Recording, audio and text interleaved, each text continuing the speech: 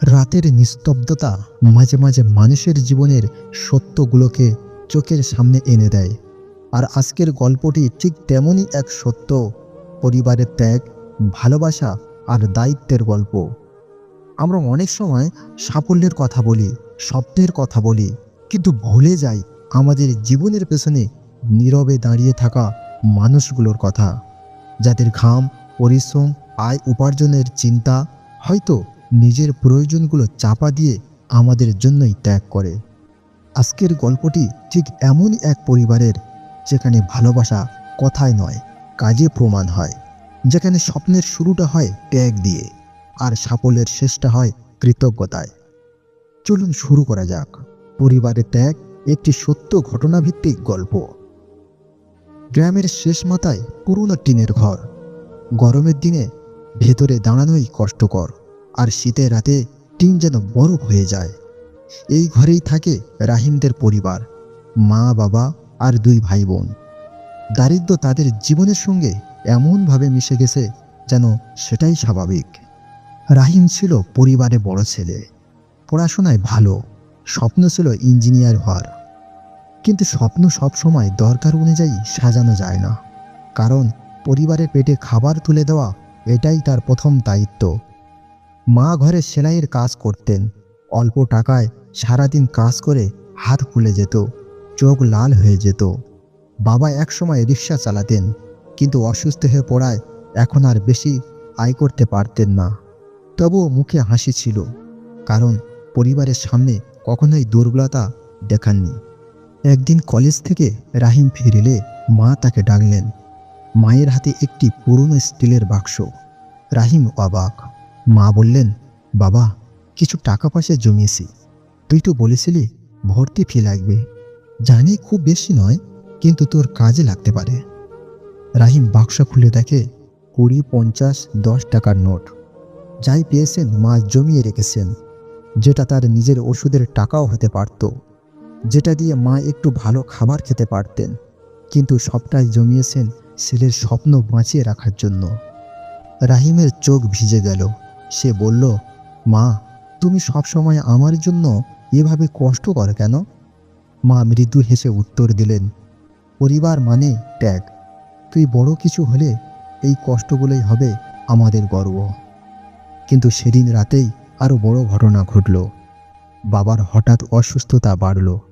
Doctor বলল জরুরি ওষুধ লাগবে, নইলে সমস্যা হতে পারে।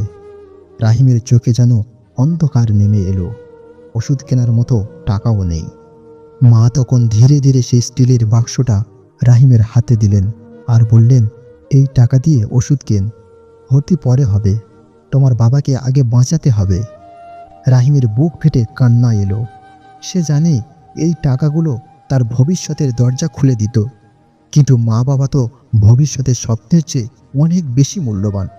রাহিম ওষুধ কিনে আনলো। বাবা ধীরে ধীরে সুস্থ হতে লাগলেন, কিন্তু ভর্তি ফি জমল না। বন্ধুরা বলল, দোস্ত, একটা বছর নষ্ট হয়ে গেল। কিন্তু রাহিমের মনে কোনো আফসোস ছিল না, কারণ সে পেয়েছিল পরিবারের ভালোবাসার মূল্য, যা কোনো স্বপ্নের চেয়েও বড়। কিন্তু আল্লাহ কখনো ত্যাগকে অবহেলা করে না। কয়েকদিন পরে রাহিমের কলেজ থেকে একটি ফোন আসে। তোমার ফলাফল দেখে আমরা স্কলারশিপ দেওয়ার জন্য সিদ্ধান্ত নিয়েছি, তোমাকে কোনো ফি দিতে হবে না, আগামী সপ্তাহে ক্লাস শুরু। রাহিম বাকরুদ্ধ হয়ে গেল। তার মনে প্রথমে ভেসে উঠল মায়ের হাত, বাবার ঘাম, পরিবারের নীরব ত্যাগ। যেদিন ক্লাস শুরু হলো, রাহিম ঘরে ফিরে মা বাবার পা জড়িয়ে ধরে কান্নায় ভেঙে পড়ল। সে বলল, আমার সাফল্য তোমাদের, তোমাদের ত্যাগ ছাড়া আজ আমি কিছুই হতাম না। মা মাথায় হাত বুলিয়ে বললেন, তুই সফল হলেই তো আমাদের ত্যাগ সার্থক হবে রে বাবা। সময় বদলালো। আজ রাহিম একটি বড় প্রতিষ্ঠানে ইঞ্জিনিয়ার। পরিবারের কষ্টের দিন শেষ হয়েছে। মা বাবার মুখের সেই হাসি, এটাই তার জীবনের সবচেয়ে বড় অর্জন। এই গল্পের শিক্ষা হলো, পরিবারের ত্যাগ কখনো ব্যর্থ হয় না। যে ঘরে ভালোবাসা আছে, আল্লাহ সেখানে বরকত দেন, এবং পরিবারের জন্য করা প্রতিটি ত্যাগ একদিন আলো হয়ে ফিরে আসে। এই ছিল আজকের গল্প, একটি পরিবারের ত্যাগ, ভালোবাসা আর নিঃস্বার্থতার গল্প। জীবনে আমরা যত দূরেই যাই, যত বড়ই হই, আমাদের সাফল্যের পেছনে দাঁড়িয়ে থাকে ঠিক এমনই কিছু মানুষ যারা চায় না কোনো স্বীকৃতি, চায় না কোনো পুরস্কার, চায় শুধু আমাদের হাসি, আমাদের এগিয়ে যাওয়া। পরিবারের ত্যাগ কখনো শব্দে বোঝানো যায় না, কখনো টাকায় মাপা যায় না। এগুলো হয় অনুভবের, এক কৃতজ্ঞতার। আজকের গল্পটি যদি আপনার হৃদয় ছুঁয়ে যায়, তাহলে আজই একবার আপনার পরিবারের দিকে একটু ভালোবাসা নিয়ে তাকান। কারণ তারাই আমাদের আসল শক্তি, আসল সমর্থন, আর জীবনের সবচেয়ে বড় দোয়া। আল্লাহ আমাদের সকল পরিবারকে হেফাজত করুন, আর ত্যাগী মা বাবাদের জন্য বরকতময় জীবন দান করুন।